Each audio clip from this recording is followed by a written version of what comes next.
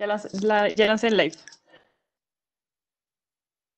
Buenos días para todos. Estamos en un panel de la Filbo en Casa, esta iniciativa que permite que desde lo virtual atendamos lo que por el coronavirus no pudimos gozarnos en lo presencial.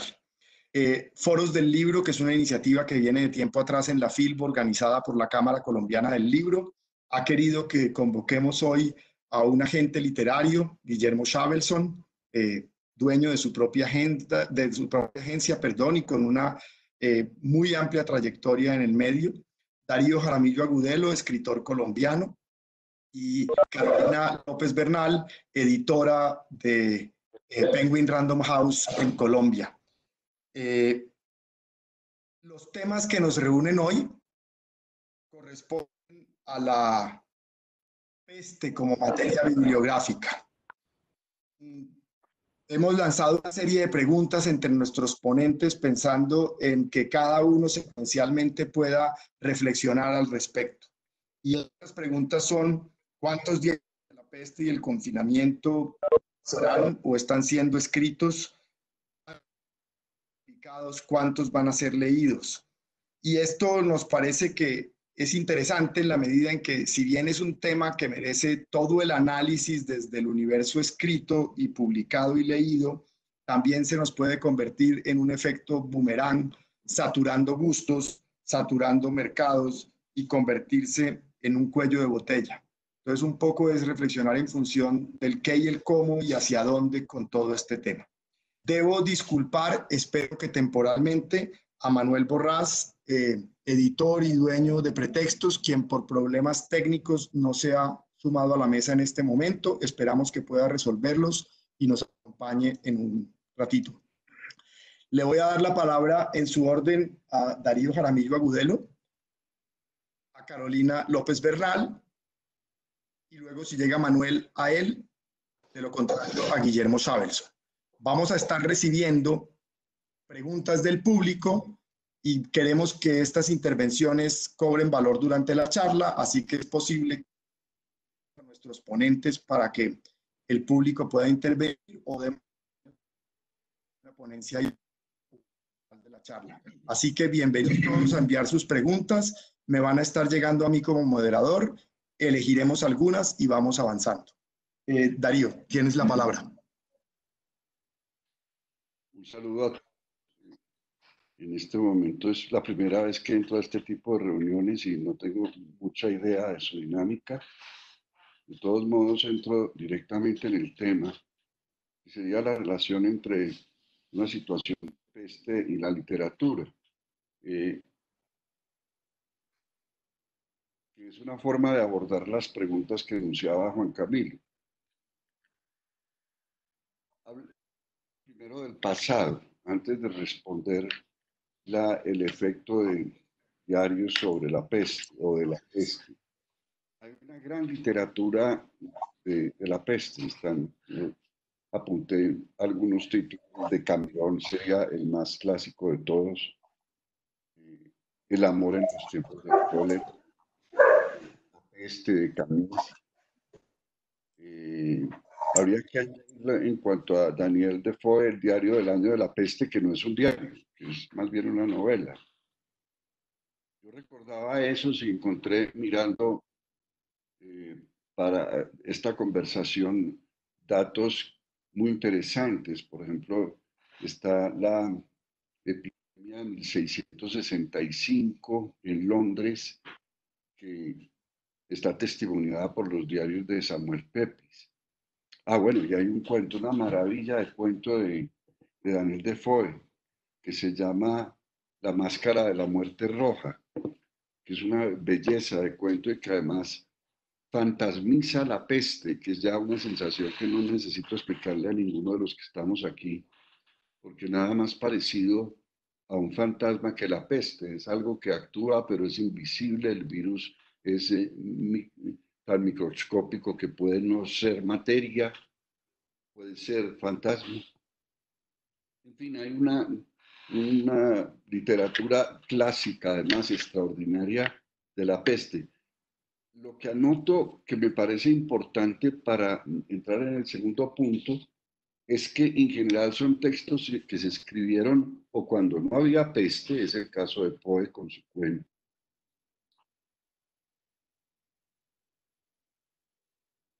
y muy poco así relevante el que ya mencionó, el de Samuel Pepys, llevando el testimonio ya directo a diario como corresponde a nuestra situación actual de la peste de Londres. En cuanto a la escritura de diarios, yo debo comenzar confesando que yo participo en un diario colectivo que tiene el interés de que son testimonios desde muchas partes del mundo, desde Buenos Aires, desde Valencia, desde París, desde Barcelona, desde Seúl, desde Cardiff, y está hecho por gente vinculada a las artes, no necesariamente a la literatura. Hay músicos, hay traductores, hay unas damas importantísimas de la literatura como Yolanda Reyes aquí o María Teresa Andrueto en Córdoba. Y vamos reuniendo nuestros testimonios, cada uno lo enfoca como quiere, pero la experiencia mía es que esa falta de futuro que significa el estado de cuarentena y de peste, el no saber esto cuándo va a acabar, eh, frustra un poco la creación. Entonces el diario no es propiamente un ejercicio literario, sino muchas veces para mí se vuelve el vertedero de todas las metafísicas que armo cuando estoy pensando en el tema de la peste. Entonces logro concentrar en un solo punto el diario y un tema que se puede volver obsesivo y libero mi cabeza para poder estar pensando en otras cosas. Yo creo que hasta aquí tengo lo que más o menos había preparado para decirles y les agradezco mucho la atención. Carolina, muchas gracias, Darío.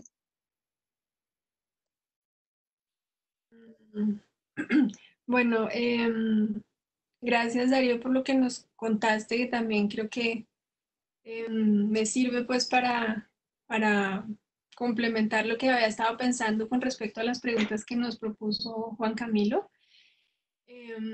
Y pues primero, arrancando como por la primera, de cuántos diarios se pueden estar escribiendo, cuántos diarios de la peste. Yo creo que es una situación como tan extrema y que irrumpe tanto la rutina de además de todos, sin excepciones. Me parece que es natural pensar que eso impulse pues como al instinto de la escritura. Y pues tenemos noticias ya de algunas personas que han venido escribiendo al respecto, pues lo que nos cuenta Darío, que existe ese diario como comunitario, y Pablo Giordano también sacó un diario muy en los primeros días de lo que estaba pasando en Italia. También Piedad Bonet está escribiendo algo. Bueno, creo que es muy natural, digamos, que en la escritura se dé el instinto de tratar de entender y dar luces y darle como forma a la experiencia que estamos viviendo. Entonces, pues, ¿cuántos? Yo creo que eso, que es natural que existan muchos ejercicios de escritura, sin importar cuál sea como el objetivo allí, pero pues creo que tal como lo dice Darío, también la escritura es tan terapéutica para muchos que creo que solo en ese sentido pues puede estarse dando naturalmente, em, pues poner en palabras esa experiencia. También creo que ya con las herramientas que tenemos ahora de más o menos dilucidar qué se está leyendo, qué es lo que está pasando con las ventas en ebook o con las ventas en e-commerce, pues sí se alcanza a notar, digamos, que la gente está tratando de como de llegar a contenidos que los ayuden a evadir o a evadirse, digamos, de la situación actual. Entonces, se está moviendo mucho la literatura comercial. En España, pues es muy popular la literatura negra, obviamente todos los temas de autoayuda y de manualidades. Digamos que es como lo que ahora está consumiéndose más por los canales, digamos, que han estado vigentes durante la cuarentena. También hubo un repunte de clásicos como La Peste o de cosas relacionadas al tema como Ensayo sobre la ceguera, bueno, lo mismo de Pablo Giordano, pero siento que eso se ha ido como apagando un poco más, esa primera tendencia inicial. Y sí está siendo como mucho más fuerte el tema, pues sí, como autoayuda y literatura como de evasión. Em, pero también me ponía a pensar que yo creo que los lectores también tienden a ser como revisionistas, digamos, y me parece que en algún momento, en un futuro cercano, pues, y creo que también eso hace tan popular los temas históricos, por ejemplo, y los temas que han como revelado la capacidad humana de sobreponerse a sus peores crisis y los retratos de la tenacidad del espíritu humano en las peores situaciones, y creo que esos libros, por ejemplo, siguen siendo muy vigentes y muy populares. Entonces no me extrañaría que haya un momento cuando hayan pasado los peores momentos de la crisis y cuando no estén tan cercanos los efectos de no solo del encierro, sino pues, también la crisis que vendrá después y de cómo nos recomponemos después del encierro, pues no me extrañaría que la gente busque también pues la recapitulación de lo que ha sido esto.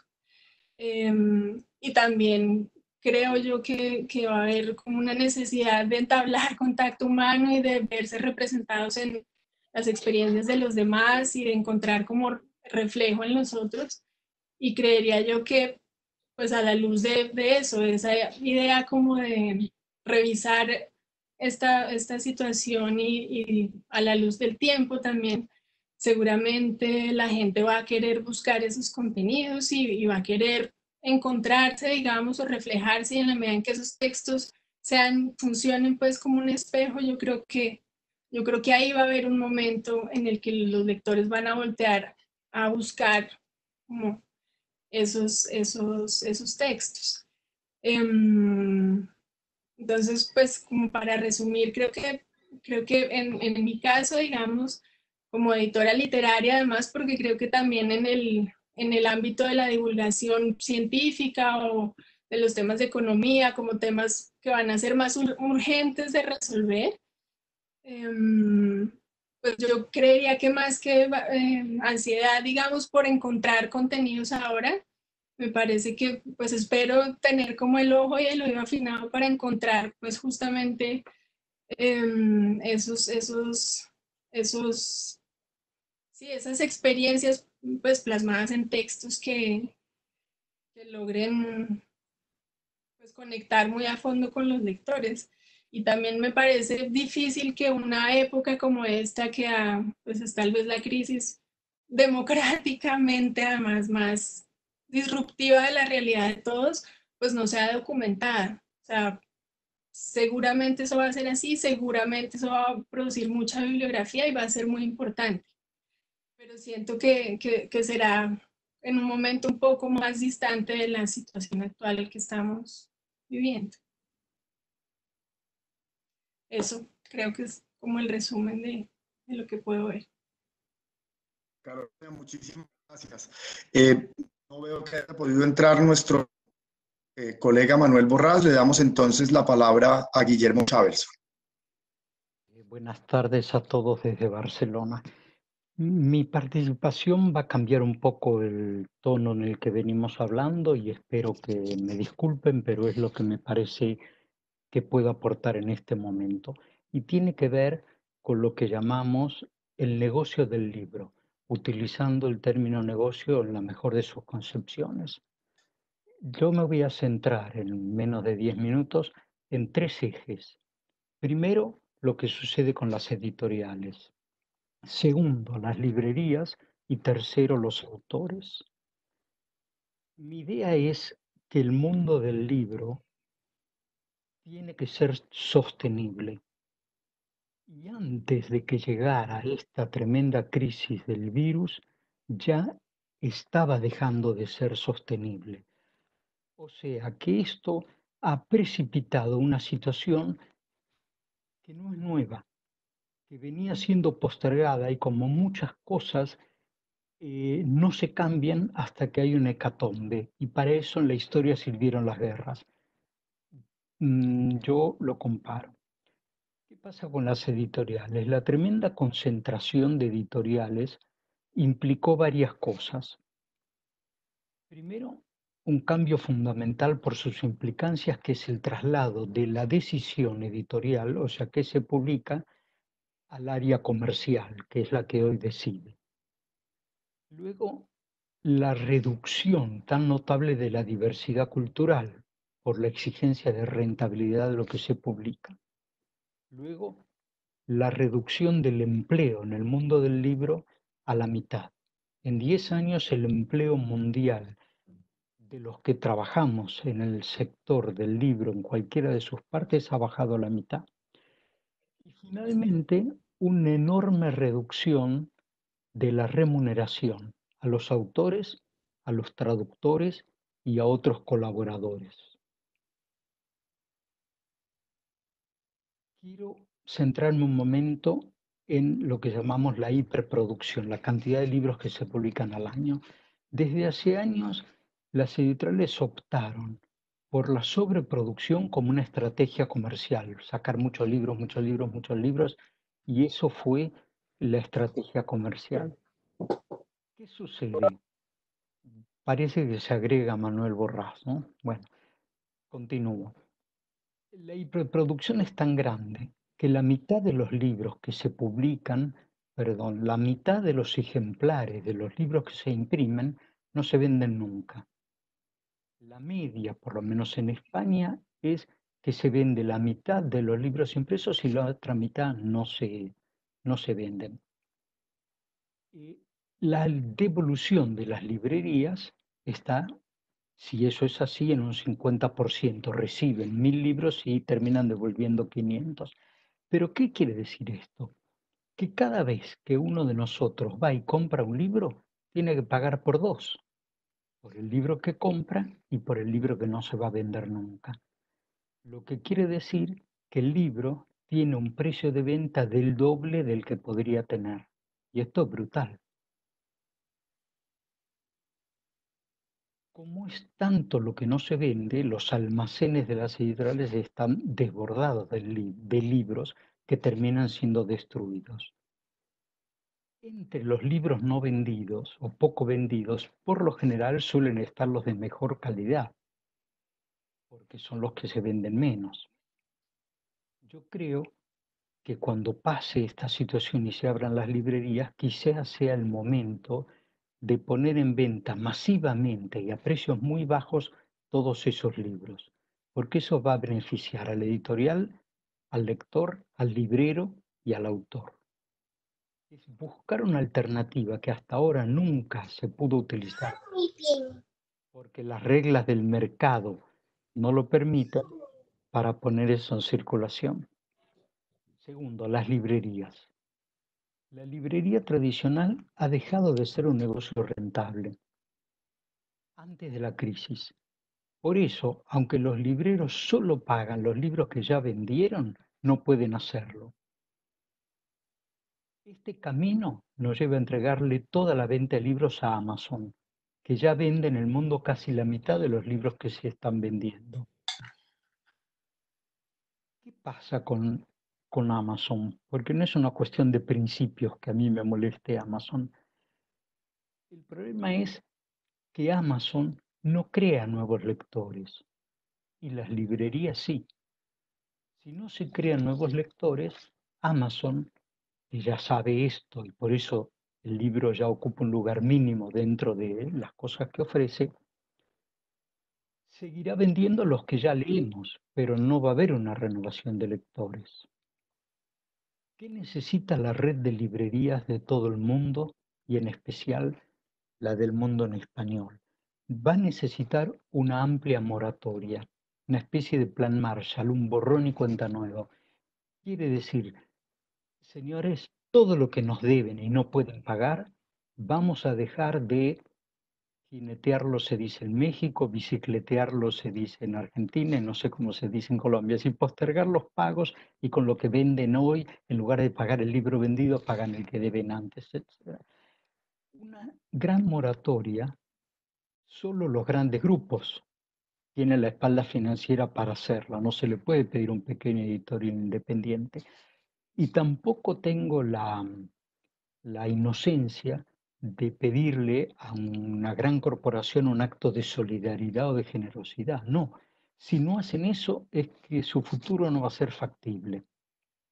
Si existe una gran moratoria, todo lo que me debes hoy, me lo vas a pagar en los próximos 18 meses, pero a partir de hoy lo que vendas me lo vas a pagar a fin de mes, las librerías van a poder hacerlo. Si las librerías pagan los libros que venden a fin de mes, hay una velocidad de circulación del dinero que favorece al librero porque no aumenta sus deudas, al editor y obviamente al autor. Y el autor, que es la última parte. En mi opinión, el autor es el único proveedor estratégico de una editorial. Es el único que aporta un diferencial entre una editorial y otra. Hay otros proveedores que son imprescindibles, pero no aportan diferencia. El papelero, el impresor, el encuadernador, todos los necesitan, pero una editorial de otra no se diferencia por el papel, la impresión y la encuadernación, se diferencia por el contenido del libro. Por lo tanto, el escritor, la escritora, el autor, la autora, es el único proveedor que aporta un diferencial. Sin embargo, las editoriales no le han dado la prioridad que requiere. El autor cobra sus derechos, no importa si son muchos o pocos, sabemos que suelen ser pocos, cada 6 o cada 12 meses. Piensen en países o en momentos de otros países en que hay una inflación o una devaluación enorme. Si un autor cobra la venta de 6 meses y luego le pagan con una demora de 2 o 3, si ya es bajo lo que iba a cobrar, queda reducido a 1/3. Yo pienso que para que haya libros, tiene que haber quien los escriba, y para escribir, los autores necesitan cobrar. Una moratoria de los grandes grupos a las librerías para comenzar de cero, lo que solo se puede hacer después de una hecatombe como la que estamos viviendo, permitiría que el editor cobre las ventas en el mes, que pague a sus proveedores de inmediato, que pague a los autores todos los meses, y en mi otra propuesta, que saque ese stock de libros que se va a transformar en pulpas de papel para una oferta de lectura bien en los meses en que se empieza a equilibrar esta situación. Eso es todo y muchas gracias. Muchísimas gracias. Creo que tocas un tema esencial en toda la cadena y es una peste que antecede la peste actual. Ya volveremos contigo y con el resto de los colegas. Me pregunto, porque veo aquí una pequeña pantalla con las iniciales de Manuel, si Manuel Borrás nos escucha. ¿Estás con nosotros, Manuel? Ya veo una imagen también. Ahora ¿Es tu rostro? También lo vemos. Manuel, debes abrir tu micrófono. Para oírles a ellos. Baja un poco la tapa del computador para que veamos completo tu rostro, Manuel, por favor. Por ahora no vemos el techo.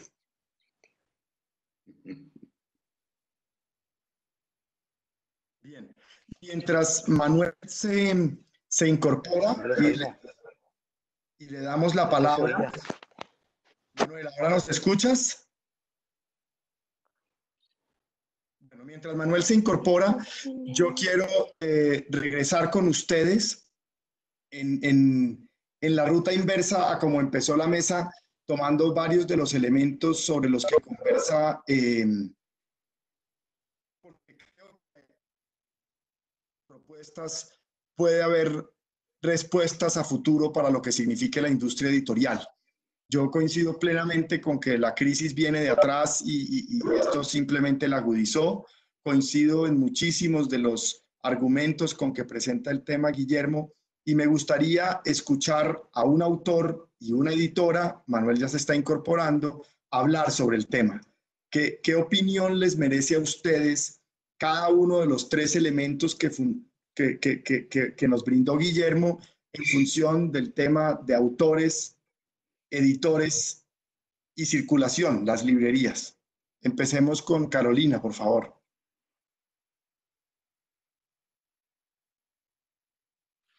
Debes abrir tu micrófono, Carolina.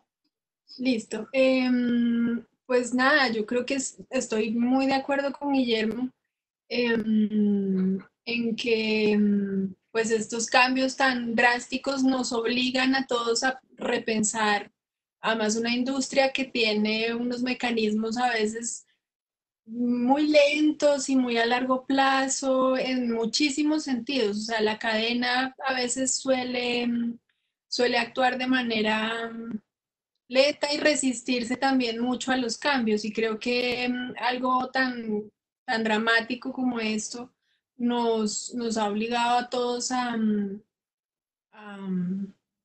sí, a tener que pensar en nuevas formas y a obligarnos a encontrar nuevas maneras sobre todo de dinamizar la cadena, de reinventar como nuevos eslabones o nuevas formas y de en bloque como salir adelante de la situación sin dejar como de pensar en ninguno de los, de los actores pues de toda esa cadena.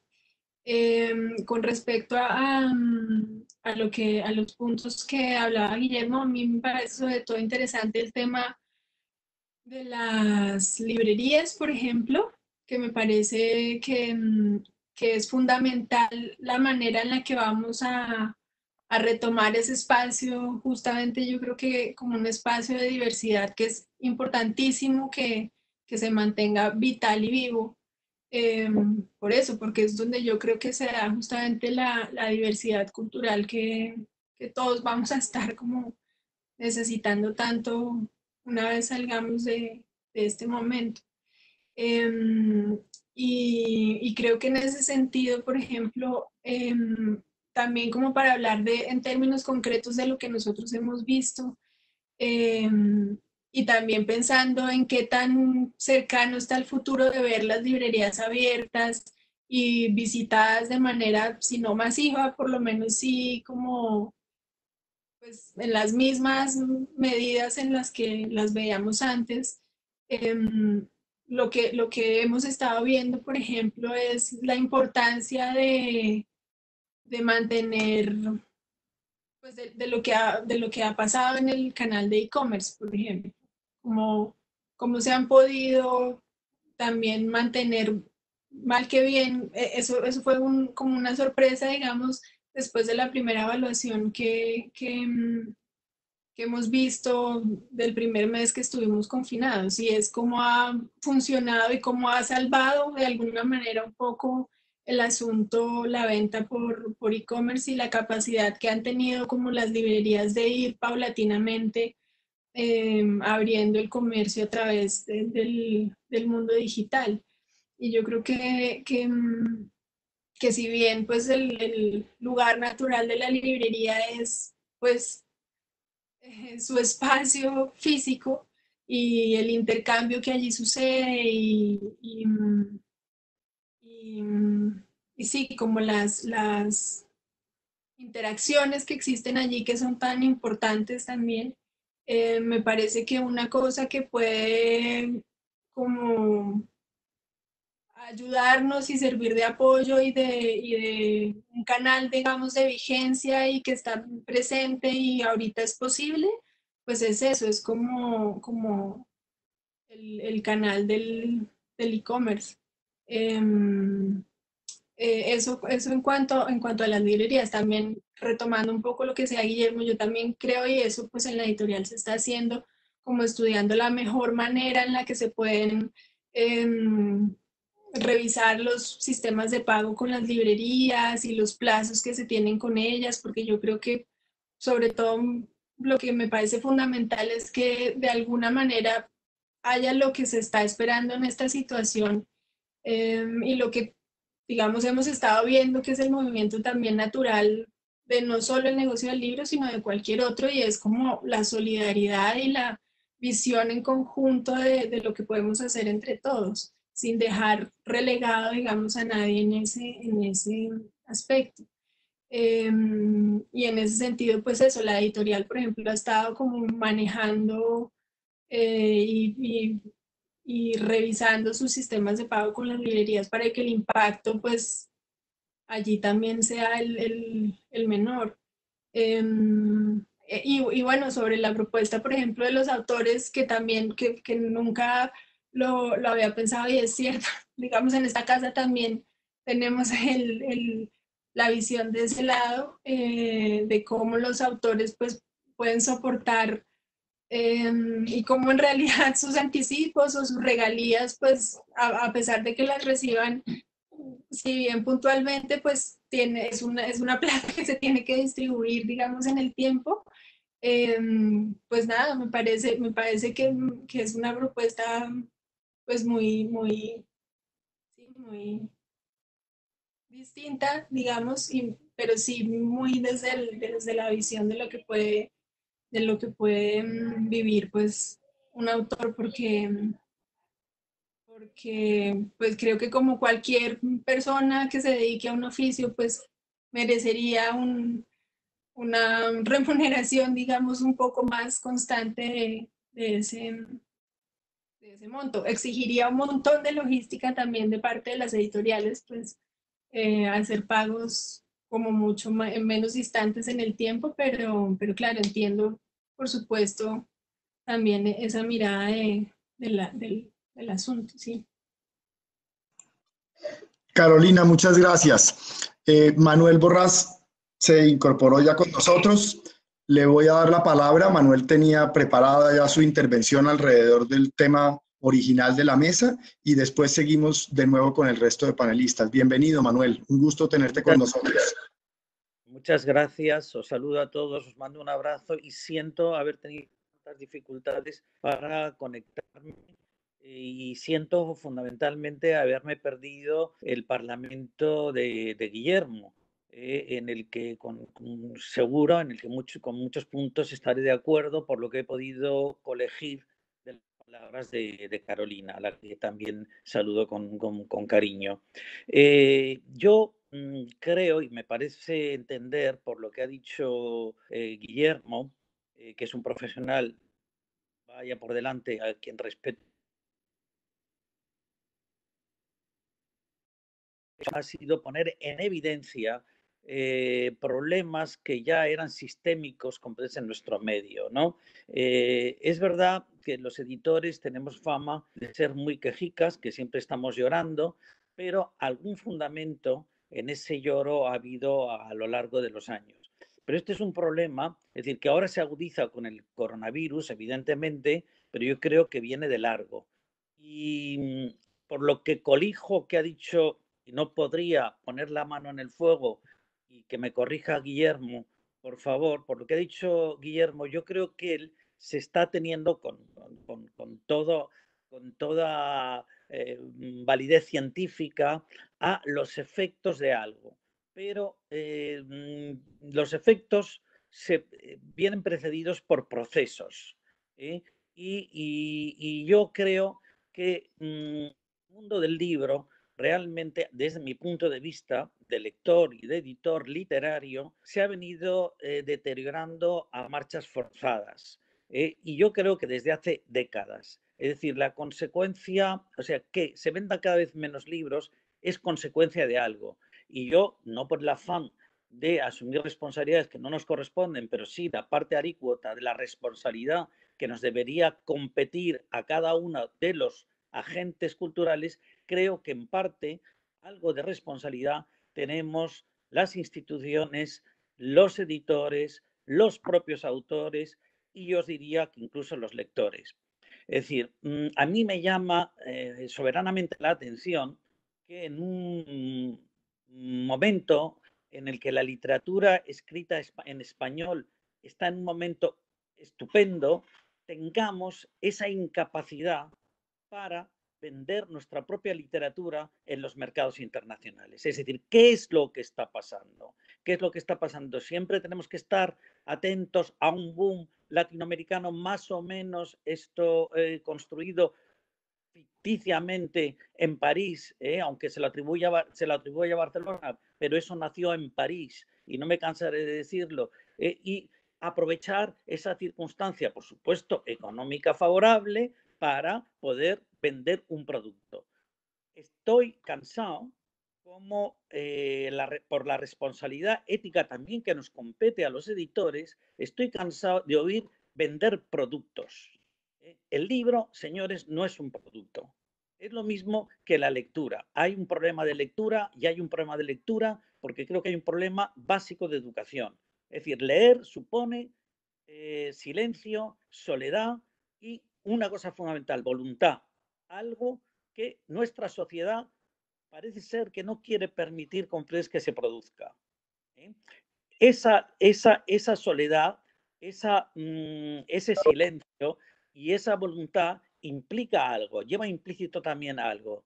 Y yo creo que es fundamentalmente, es decir, ese relajamiento desde la educación que reciben los más chicos, hace el relajamiento de la voluntad, hace que desde luego los lectores, por mucho que digan las estadísticas, los lectores sean cada vez menos.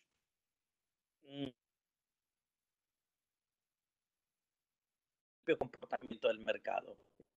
Yo creo que tendríamos que empezar a pensar, es decir, los momentos de crisis como los que estamos viviendo, quien no arriesga, y en eso estoy totalmente también de acuerdo con Guillermo, quien no arriesga se está equivocando. Es decir, los momentos de crisis son precisamente los momentos adecuados e idóneos para arriesgarnos. Y a mí me gustaría, bueno, podríamos reflexionar sobre muchísimas consecuencias. Es decir, yo creo que lo que se ha perdido en nuestro ámbito es comportamientos éticos. Es decir, estoy realmente cansado de escuchar a gente que está predicando la ética constantemente y que la acuchille a espaldas precisamente del público y de los lectores. Ojo, eso los lectores, digamos, circunstanciales que nos han venido también durante determinados años, digamos, de grandes ventas, tienen un pase con los lectores circunstanciales, pero el lector gustoso, es decir, aquel que se mueve también, es decir, lee para conseguir determinada meta, ese no perdona comportamientos en editores, en autores, en cualquiera de los agentes culturales. Tenemos una función en este territorio, no se nos perdona, y ya está bien de darles gato por liebre. Es decir, no se entiende cómo puede haber una sociedad literaria tan unánime en sus opiniones literarias. Eso no se entiende. Yo creo que eso responde a comportamientos totalmente inducidos por departamentos de marketing o por lo que sea. Y además, cuando hablamos de crisis de nuestro sector, de crisis de nuestra cultura, yo me gustaría también que viéramos esa misma crisis en otros continuos culturales. Es decir, hoy la literatura escrita en español me parece que está pasando por uno de los momentos óptimos y estamos entre unos y otros desperdiciando una oportunidad que nos la pintan calva. Y además, ¿por qué esa incapacidad para que ingleses, franceses, alemanes, italianos también miren un poco y atiendan un poco a la literatura que se está escribiendo en nuestra lengua? Y yo creo que esto, el coronavirus, ha venido a poner al descubierto determinados problemas, pero problemas que yo creo que venían muy de lejos. No sé si me excedí.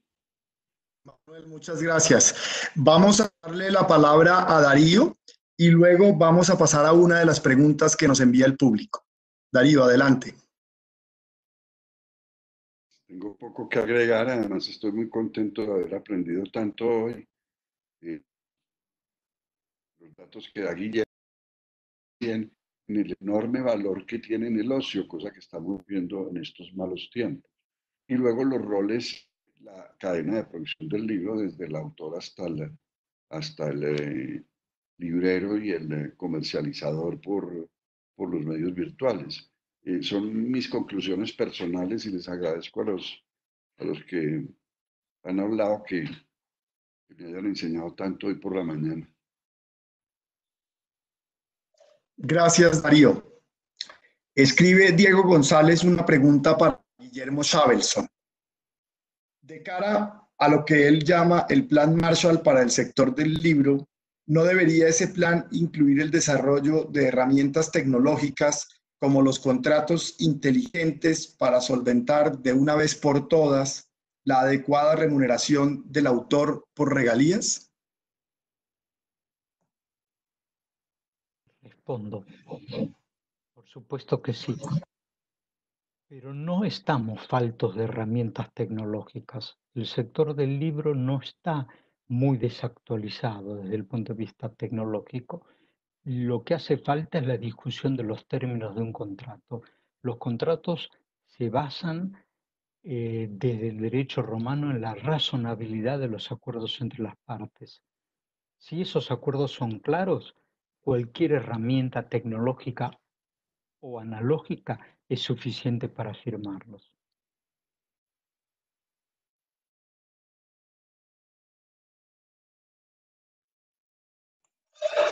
Muchas gracias, Guillermo. De nada. Bien, yo quisiera regresar con Manuel Borrás, preguntándole como editor, ¿qué consideraciones tendría frente a todo lo que significa el tema de la peste? Es decir, volviendo a la pregunta original de esta mesa, de cuántos diarios de la peste se estén escribiendo, cuántos serán publicados, cuántos serán leídos. ¿Cuál es, Manuel, su visión como editor frente a un tema de estas características, vista la coyuntura que estamos viviendo y visto el futuro de lo que significa también la peste en función de la crisis que traíamos en el mundo editorial y lo que puede seguir a futuro? Debes abrir tu micrófono, Manuel.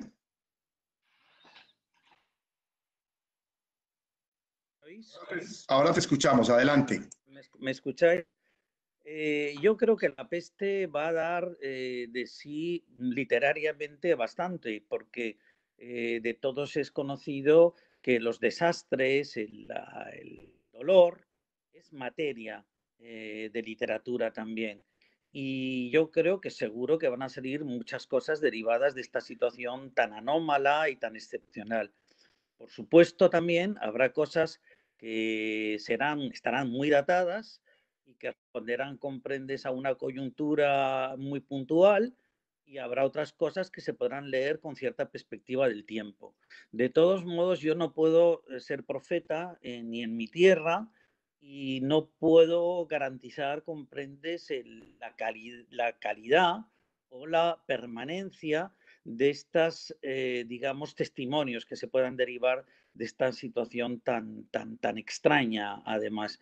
Lo que es indudable, amigos, es que se va a producir mucha literatura y también va a haber mucho oportunismo editorial derivado de esta situación tan lamentable en la que estamos viviendo. De eso no os quepa la menor duda a nadie. Ojo, y no me parece ilegítimo. Lo que pasa es que yo no soy un editor que voy a jugar en esa liga, ¿eh? No sé si había una segunda parte, no sé si he contestado las dos, porque creo que iban implícitas dos preguntas, ¿no, Juan Camilo?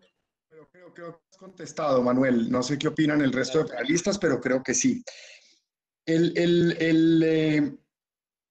llega una pregunta de un editor que quiere dirigirle a Guillermo Sabelson.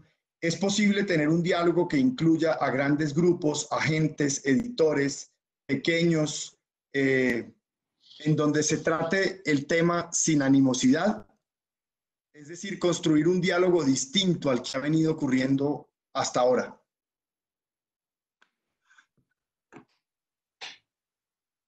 Yo creo que hasta ahora no ha habido un mal diálogo.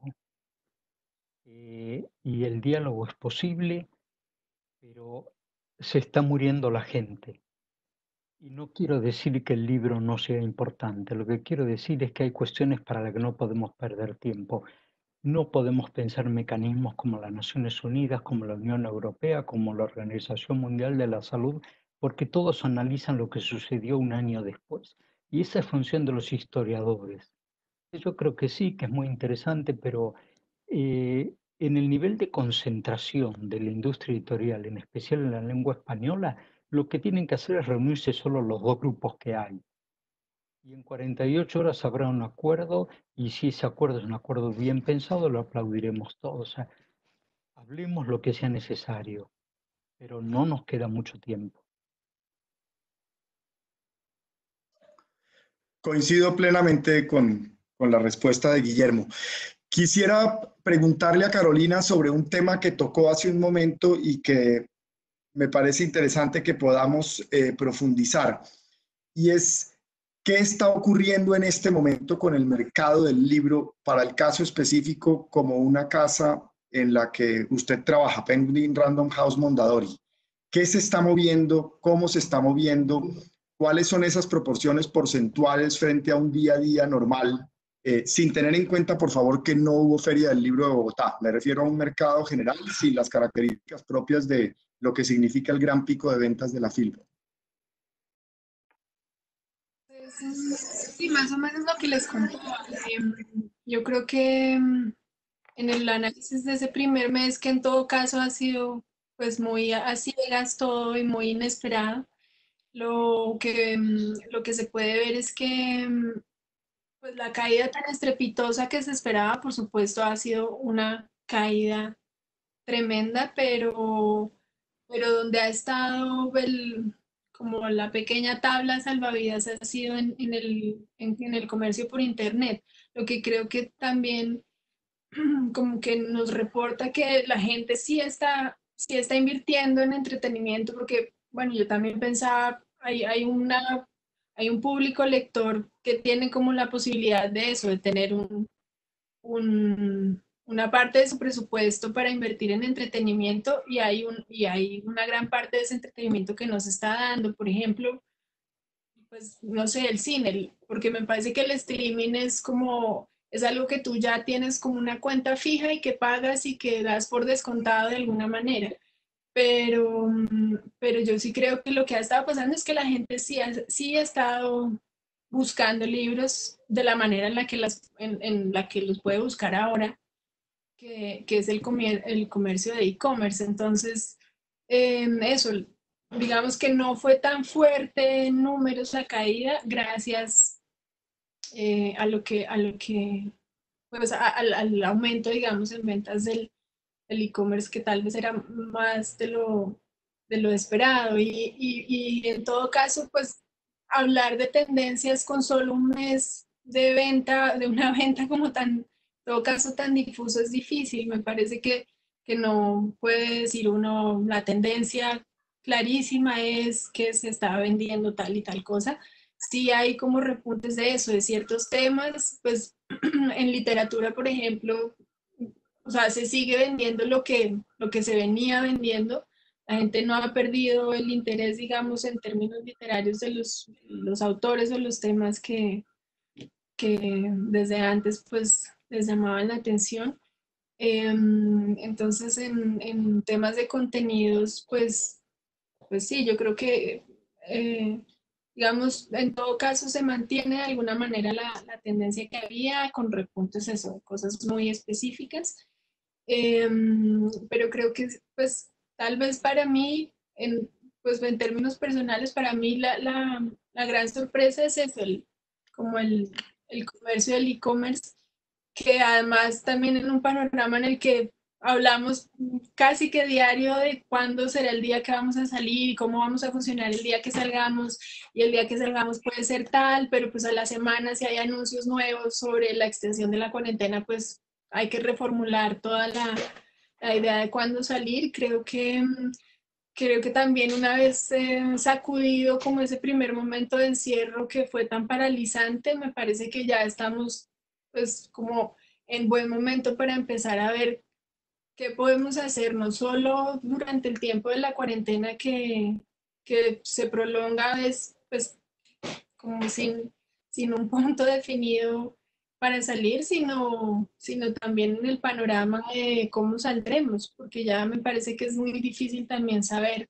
cómo van a ser las cosas exactamente cuando salgamos y pues la normalidad que teníamos va a durar en recomponerse pues un tiempo largo. Entonces yo creo que es el momento de, con las herramientas que hemos estado como aunando en este tiempo, encontrar esas nuevas maneras de seguir llegándole a los lectores y también yo creo que hay que atender pues una demanda que todavía está vigente y que existe y que hablando justamente de la crisis de la lectura, me parece que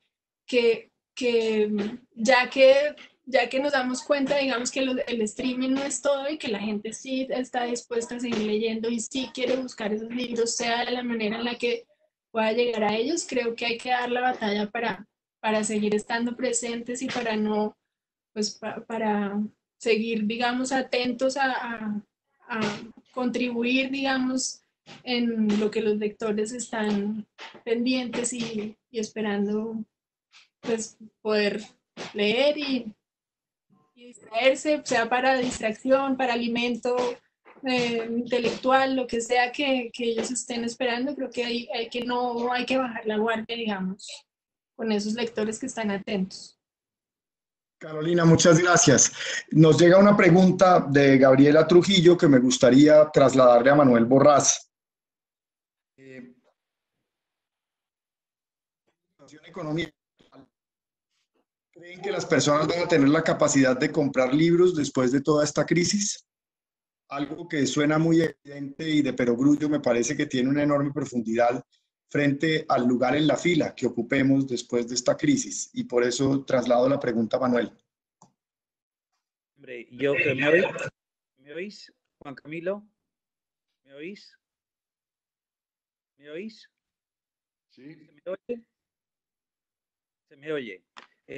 Bueno, esto yo creo que lógicamente un desastre del tamaño al que nos estamos enfrentando, el mundo de la edición va a traer sus consecuencias y es indiscutible que va a haber una merma de lectores. Eso es indiscutible porque la capacidad adquisitiva de la gente, pues esto va a sentirse muy dañada. Pero yo de todos modos creo yo, en fin, quizá porque soy un optimista insoportable, pero porque además yo creo que en estos momentos ser pesimista o en cualquier otro momento ser pesimista es mucho más fácil que ser optimista. Yo creo que el deterioro no va a ser tan grande a la larga. Es decir, porque yo creo que nuestras sociedades también van a tener una capacidad de respuesta y de recuperación quizá mejor de la que les atribuimos. De todos modos, que duda cabe que esto va a mermar las ventas. Yo lo que espero, porque para mí, como es lógico y natural, vender es importante porque si no, no podría seguir haciendo libros. Pero para mí lo importante es leer. Es decir, y aparte lo digo egoístamente. O sea, yo creo que antes de plantearnos siempre, ¿se va a vender más libro o se van a comprar menos? Eh, Volvamos un poco al inicio de mis palabras. Es decir, insistamos y quizá esta coyuntura tan negativa nos podría servir, insistamos para incentivar la lectura libre y desprejuiciada. Quizás Muchas esa sea gracias, la Manuel. respuesta. Debemos cerrar la mesa en 2 minutos. No sé si alguno de nuestros ponentes desee una última intervención.